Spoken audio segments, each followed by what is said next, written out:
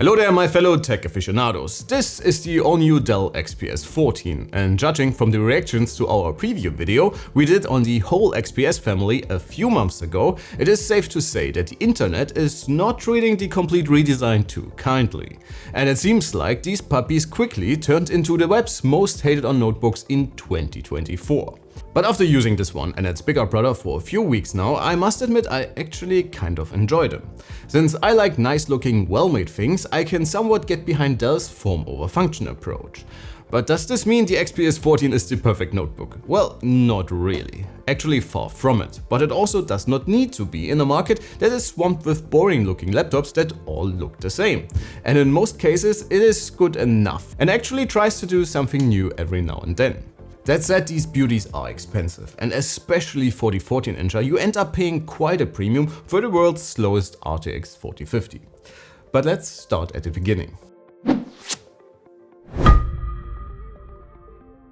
Our review sample takes a somewhat middle-of-the-road approach when it comes to the 14-inch addition to Dell's XPS family. And it comes with an Intel Core Ultra 7 155H, Team Green's smallest mobile GPU, the RTX 4050, with a maximum TGP of just 30 watts, 32 gigs of blazingly fast DDR5 memory and 1 TB of storage. In the display department we are greeted with a matte 3.2K OLED refreshing at 120 Hz. I have been a big fan of the XPS 13 Plus, which was actually the first notebook to introduce the new design language that was carried over to both the new XPS 14 and 16.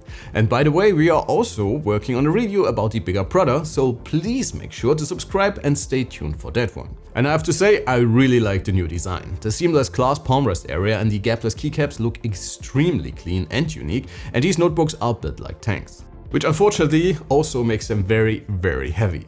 Especially the 14-incher, while it may look relatively thin and subtle, when you pick it up you will be surprised.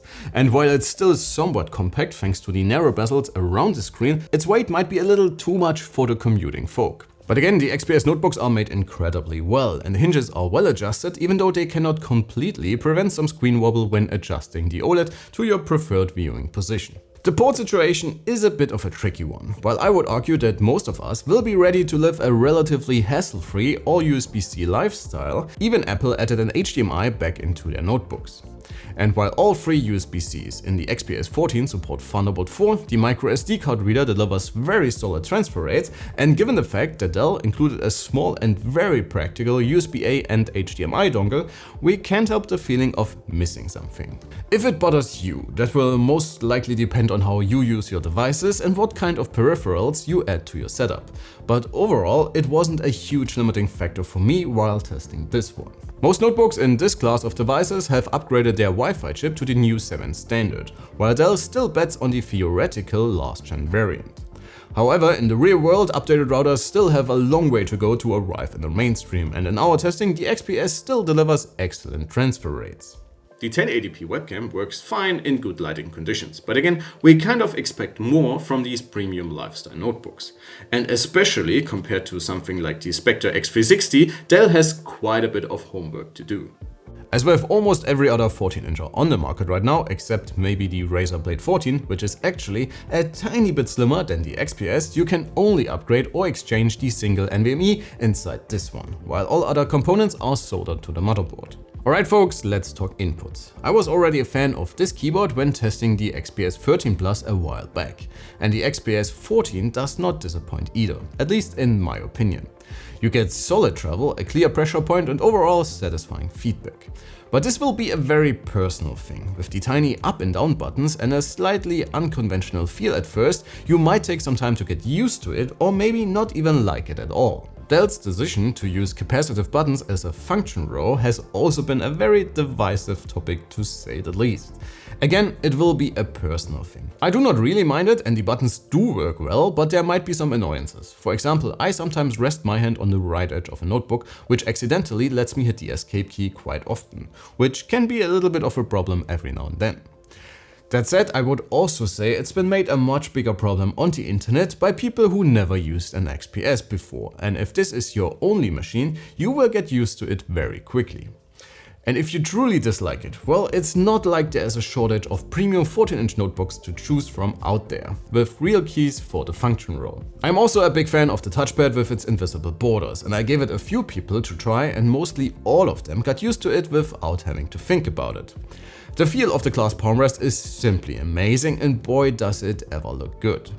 We will also have a full video about the underlying tech for these, since we had the chance to meet with the manufacturer Sensor back in Vegas during CES 2024. In the display department, Dell is betting on a very high-res 120Hz OLED that is unfortunately trailing behind the much more common 2.8K variants we have seen in the ROG G14 or the before mentioned HP Spectre, for example, when it comes to brightness. As always, HDR brightness is a bit better, and overall contrast and color reproduction are on typical OLED levels.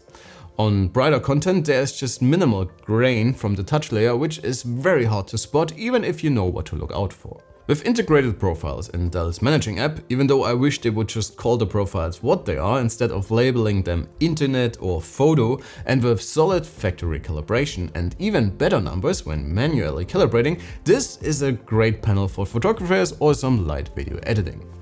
With all of that out of the way, let us see what the middle child of Dell's new XPS lineup can deliver when it comes to performance. As always, we did some initial testing to determine what you can expect from the different power profiles and decided to stick to Dell's optimized option for our testing. The Core Ultra 7 can consume up to 64 watts in short bursts before leveling out at 30 watts during prolonged loads, which clearly shows in our CPU rating, in which the 14-incher does have a very hard time keeping up with the often thinner, lighter and cheaper competition. And while the XPS is a solid performer subjectively, and I even used it for some light video editing, which you can do thanks to the RTX 4050, again in our synthetics rating it has a very hard time to compete with notebooks in a similar form factor, even those betting on the same GPU like the Yoga Pro 9i for example. The story continues in our GPU testing, and the RTX 4050 is one of the slowest variants we have ever tested when it comes to Nvidia's entry-level mobile GPU.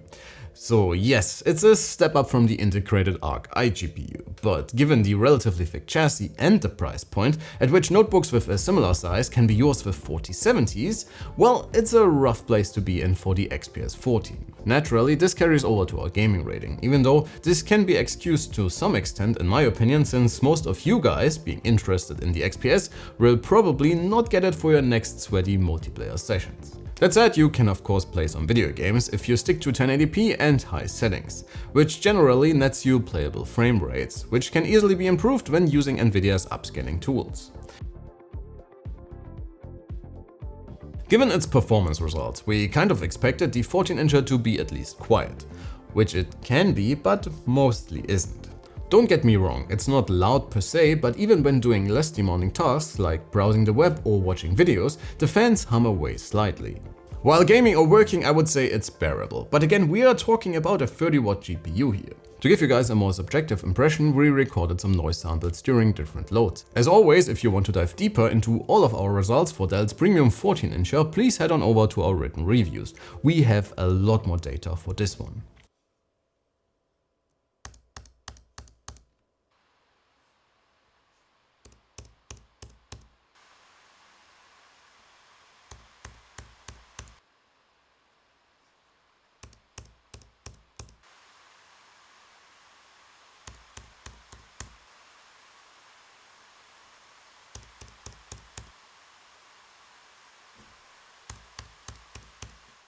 Well, if it's not silent and not super fast, it may at least offer long battery life, right? Well, kinda, but not really. Almost 8 hours in our Wi-Fi test aren't terrible, but also not great, especially once again compared to the competition. Alright folks, let's wrap it up for today, which is a little tricky to be quite honest. Judging by our numbers alone, you should really not get the XPS 14. It is as simple as that. For what you're paying, you get a machine with far too many compromises to really make sense. In almost all aspects, be it ports, the OLED display, performance and battery life, you will get better notebooks at a similar or better price than this one. Heck, both the G14 and the Plate 14 come in at a similar price point and absolutely embarrass this one when it comes to performance. But of course this isn't a gaming notebook, and people interested in the XPS might really not be into pure performance numbers alone, or maybe not even at all.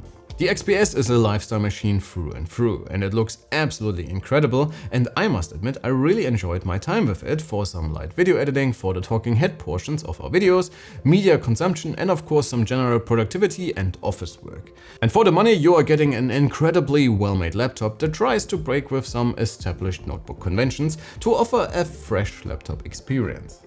Unfortunately though, it not always does so with success. But please folks, let me know what you think. Sound off in the comments below, just promise me to keep it civilized. That should be it for today. Please do not forget to hit that like and sub button on your way out, and maybe check out some of our recent videos if you simply cannot get enough about notebooks. Thanks a ton for watching. My name is Alex, you have been fantastic, and I cannot wait to see you all in the next one. Take care.